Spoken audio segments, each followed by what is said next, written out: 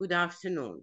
You are watching the School of Religion and Feminism podcast. Today, I have the honor and pleasure of speaking with Susannah Heschel.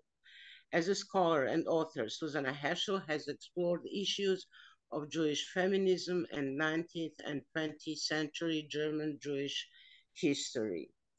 Her 1983 book on being a Jewish feminist generated controversy and discussion both within the Jewish community and in the broader culture, and was praised by many as their entry point into Jewish feminism.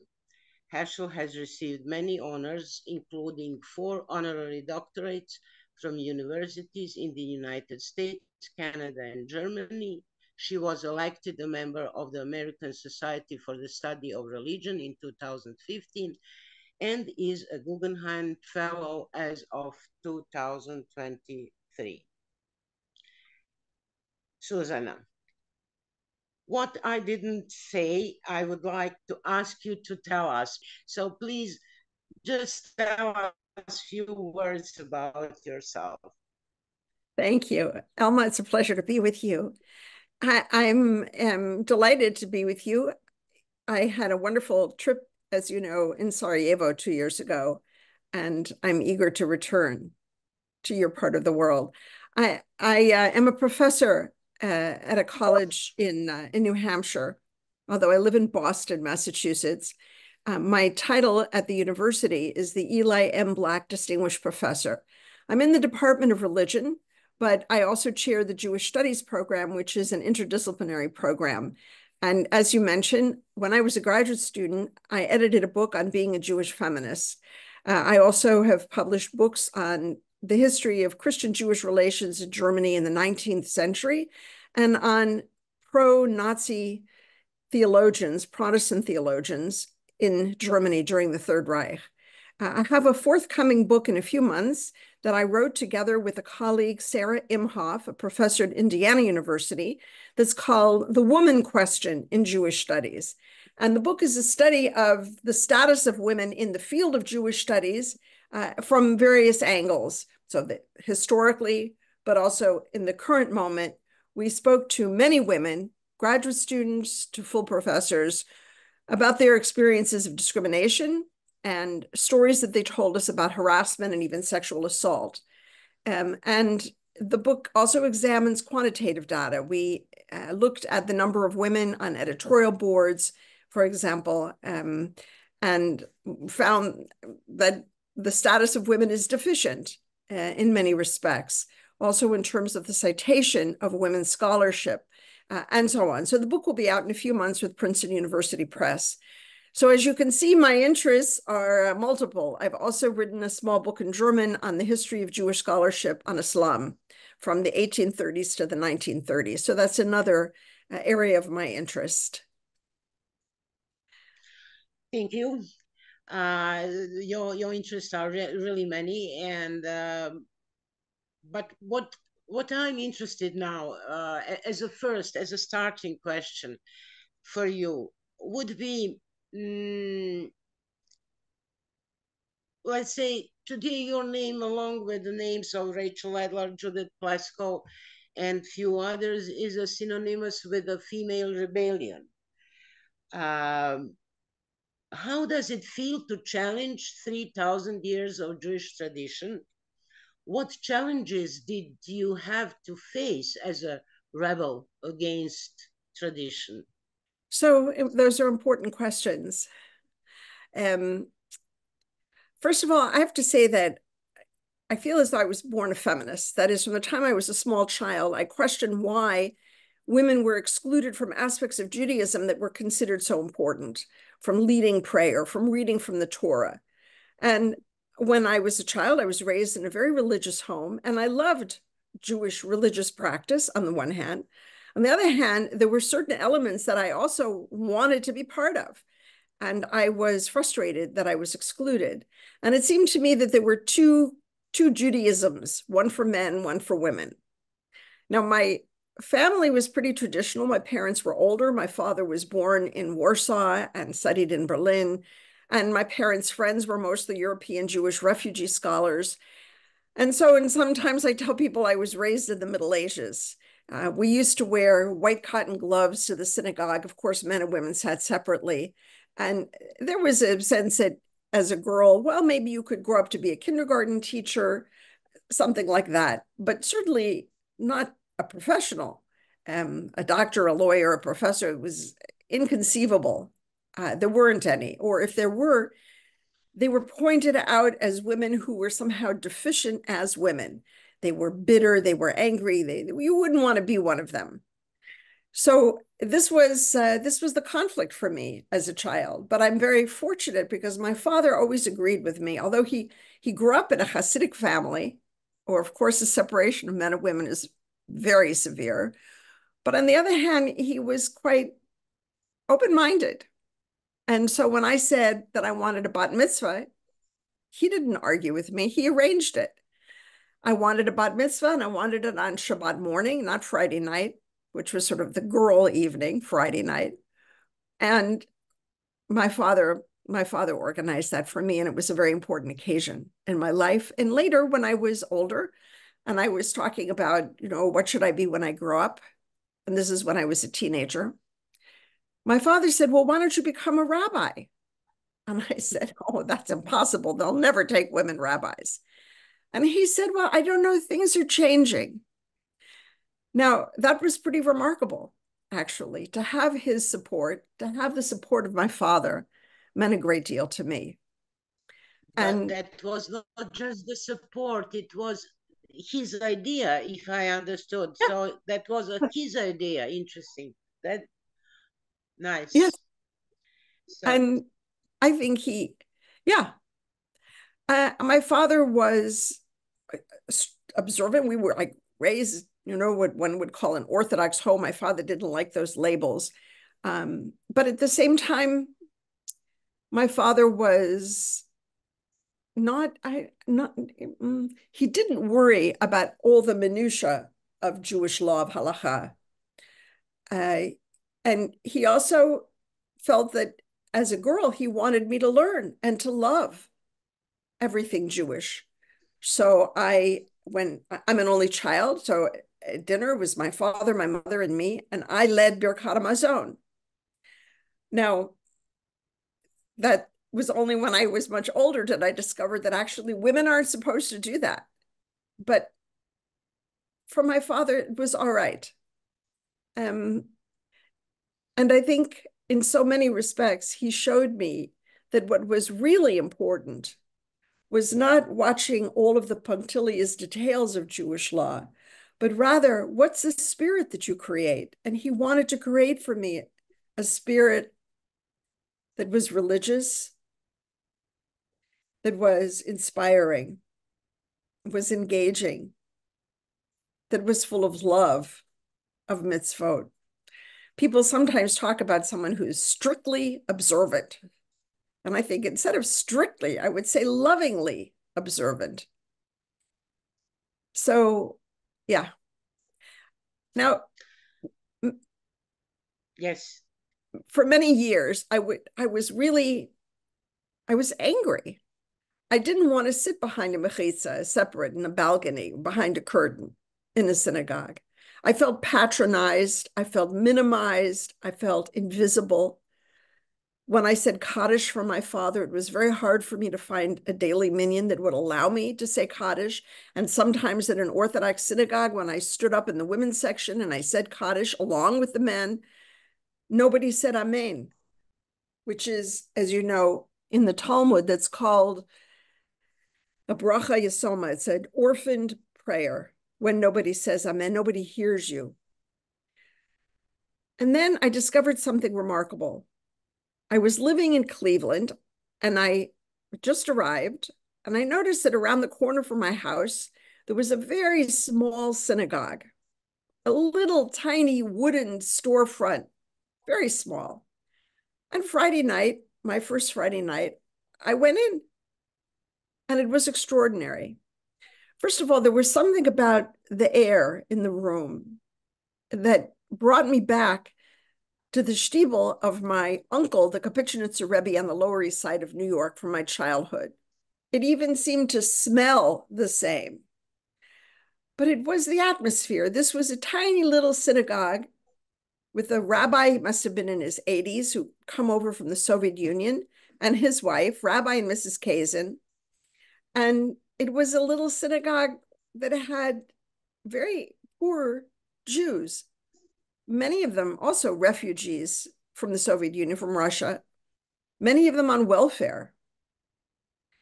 And I was very moved by the experience. On Shabbat morning, after we finished the davening, we would go in the next room and people would sit down, and I would go in the kitchen with Mrs. Kazin, and we would bring food to everybody.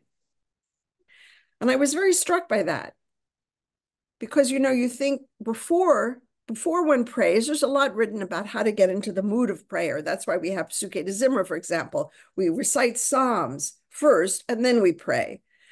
Okay, but then there's the question, which occurred to me there, what do you do when you finish praying?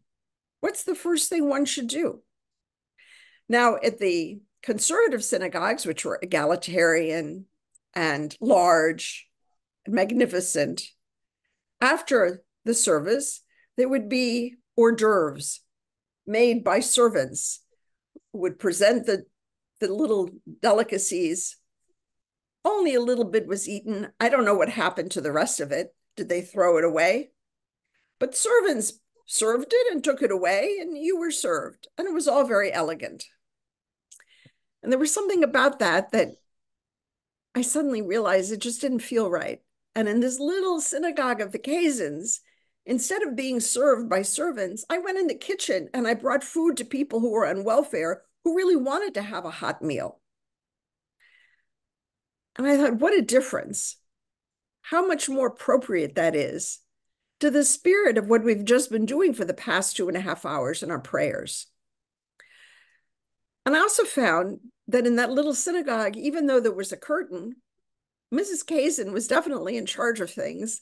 And I also felt respected in a way that I had not felt in the egalitarian synagogues that I went to.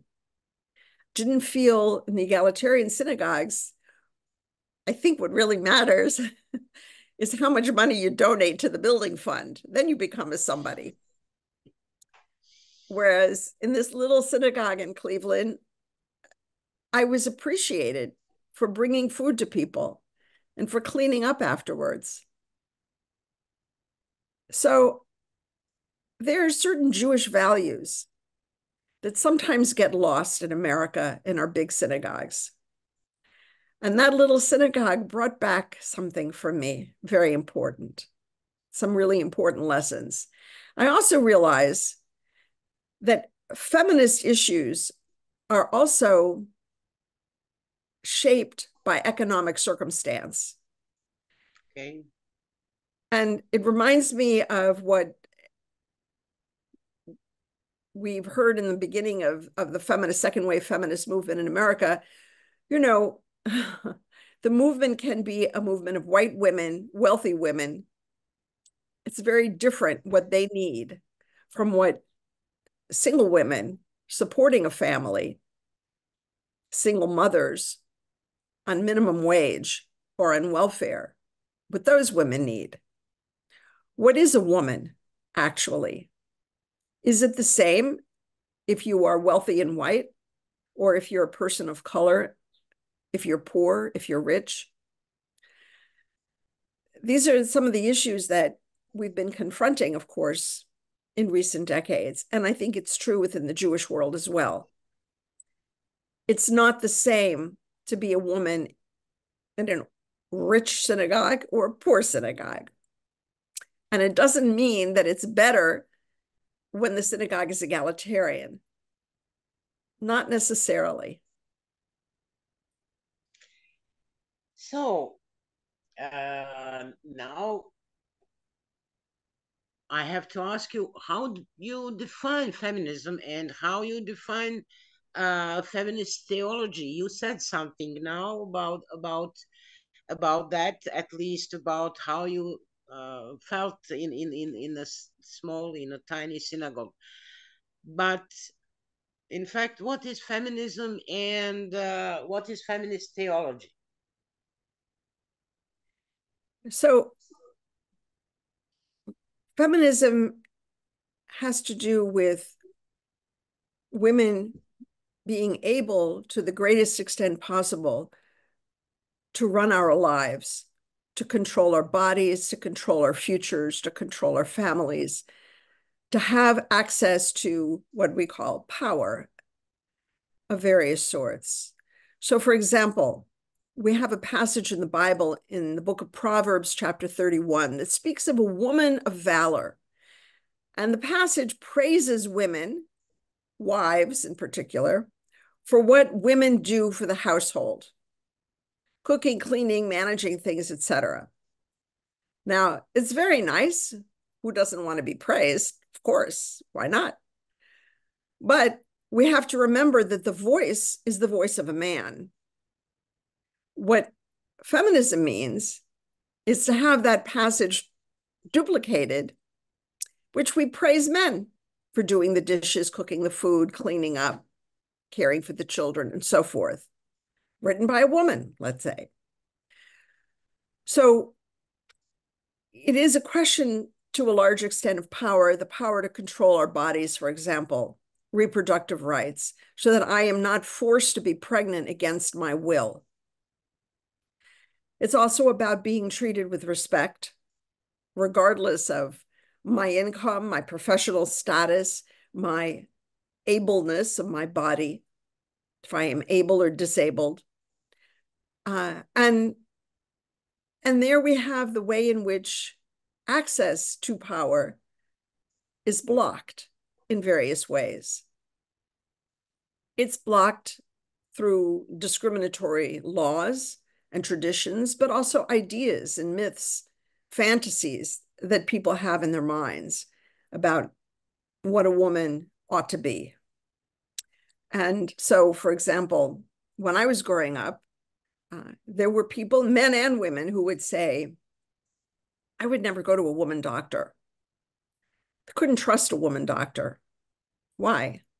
I remember once in a synagogue I used to go to in Philadelphia, they wanted to hire a new cantor, and there was a woman who wanted to be hired, and people said, oh no, we can't have prayers in the voice of a woman, high-pitched voice. No. Why not? It wasn't against, well, I would say it wasn't against their daily liberal traditions. This was an egalitarian synagogue. They were supposedly committed to egalitarian principles. And yet there was something that they found grating. They didn't like a woman's voice. Women professors sometimes find it, that we are judged by our students in terms of our clothing, or we grade them too harshly because somehow women are expected to be motherly and kind and gentle.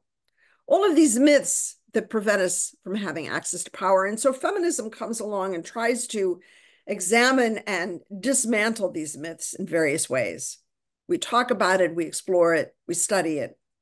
And we hope that by bringing some rational analysis, these fantasies that are not rational will somehow crumble and go away.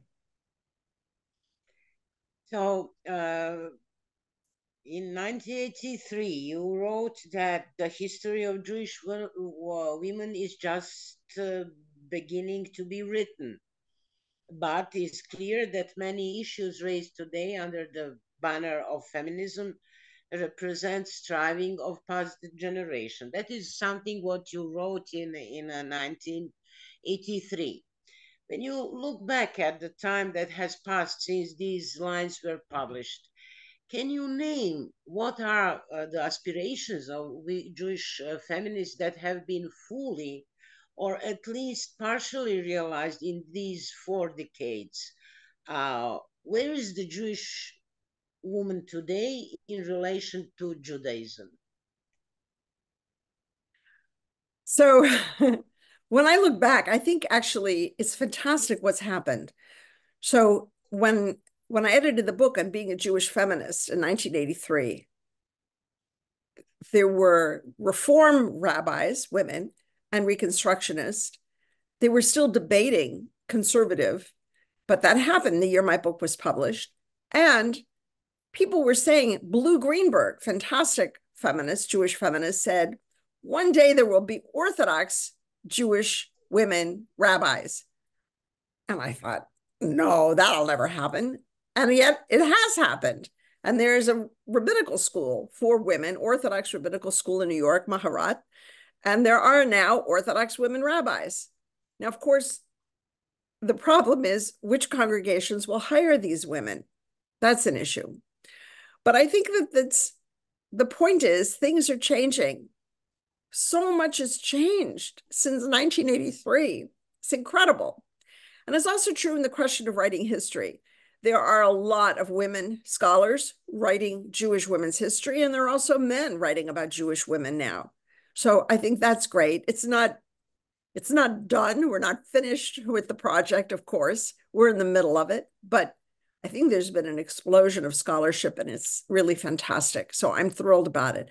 And what's important is not only to write about women's history, but also to uncover some of the biases in the way we write Jewish history.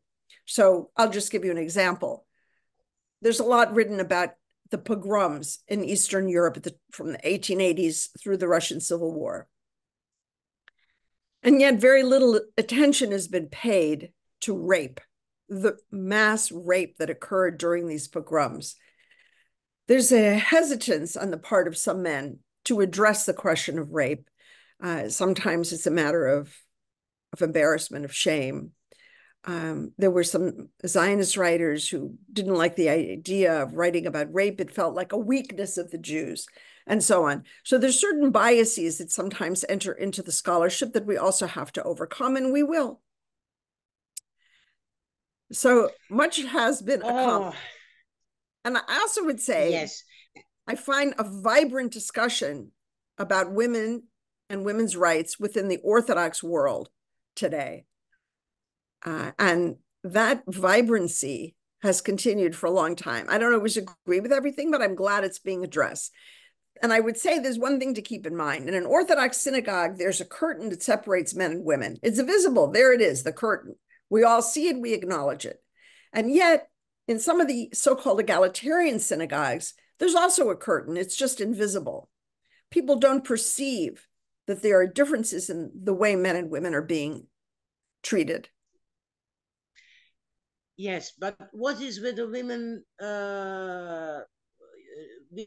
Jewish women history? I mean, to what extent has Jewish history become women's history, or rather, what obstacles have we overcome so far on the path of feminization of Jewish history?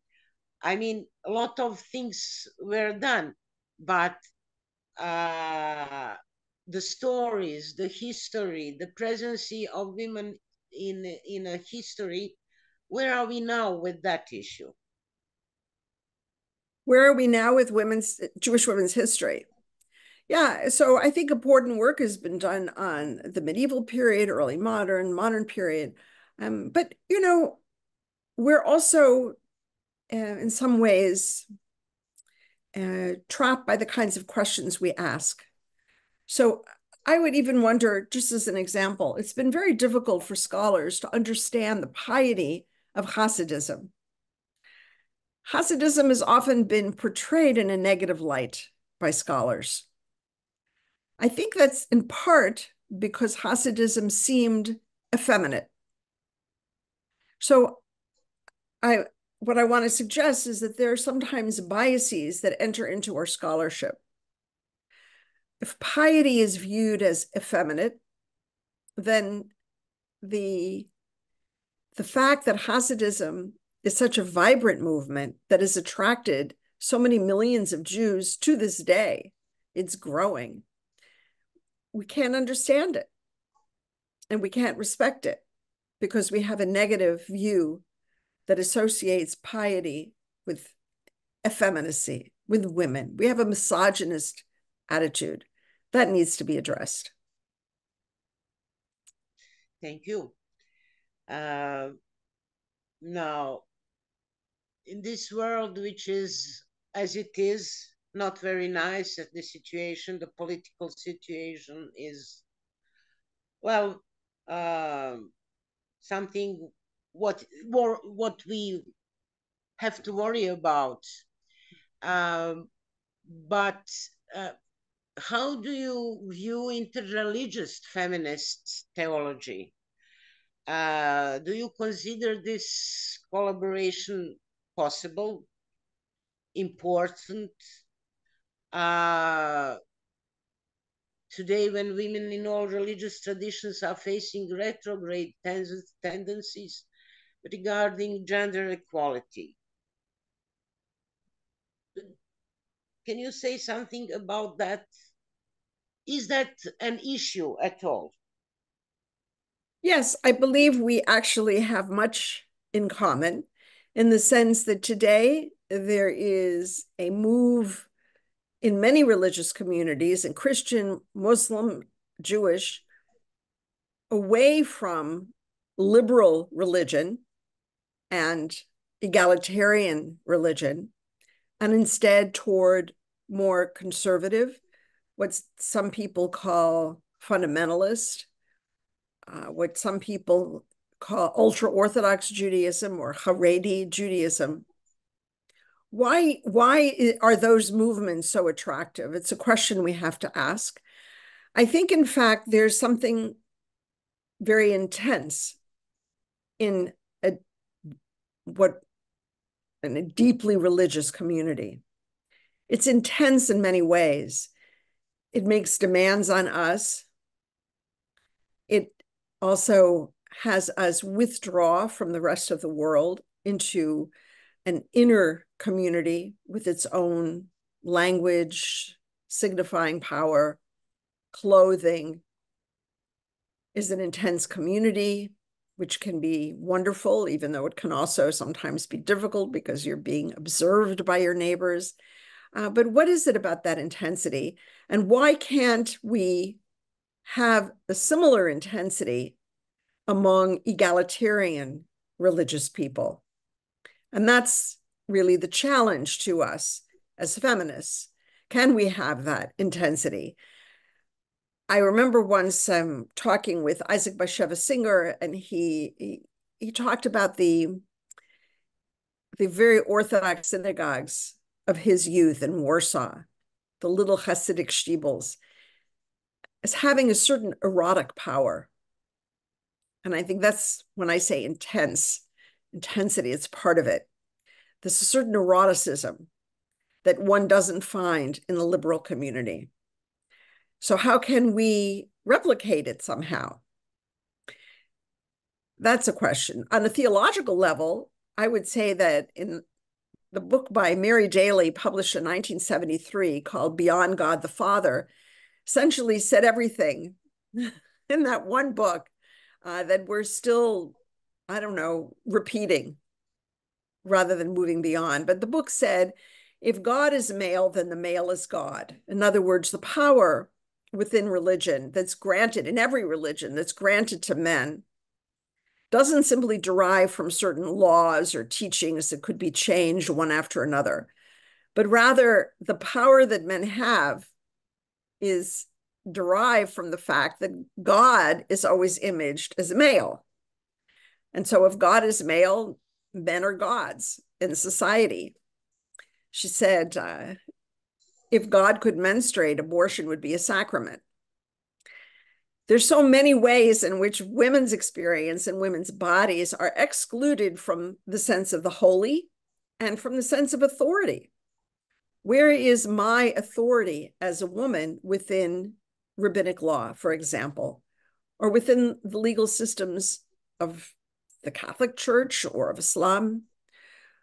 Where do women fit in as a voice of authority, a voice of command, in fact? So ever since Mary Daly's book, there have been lots and lots of books that have been trying to either replicate or expand her argument, and some that feel, well, what Mary Daly wrote just doesn't work because we're not going to change the image of God as male. It's not going to happen. So let's see what else we might do. Maybe we can change the language of prayer and talk about God as female. Maybe that will help. But, it's been thousands of years all over the world that God is male. It's not going to change with a new prayer book. And part of the problem is that religion involves tradition. And it involves what we understand from our parents and grandparents. You can't change it so quickly. So this is a problem as well. We have, of course, many women who are writing commentaries on the Bible and on Jewish law that are trying to reconsider, for example, so Abraham in the Bible takes Isaac to be sacrificed to God, but what did Sarah think of all that? What went on in Hagar's mind when Abraham sent her with her child Ishmael into the wilderness? But also questions of law. And I think we see the same thing within Christianity and Islam, women writing commentaries and suggestive stories, new ways of thinking about our Holy Scriptures and the stories that they tell. And also, of course, women who give sermons, who teach, who reinterpret. And that's wonderful. But, this is a very new process, maybe 50 years or less.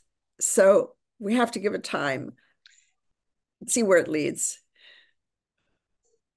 Yes, in fact, 50 years is not so long period. Comparing with the previous 3,000 years, we have to be patient. I understand that. But it is also very nice to hear that really a great progress has been done, and that we have a lot of issues to go towards, and to be patient. I hope that we will see you in Sarajevo soon, Thank you. and that we will have the opportunity to repeat such an interview. Thank you very much, and looking forward to our next meeting. Thank you so much. I look forward also, and I hope to see you in Sarajevo. Thank Yes. you.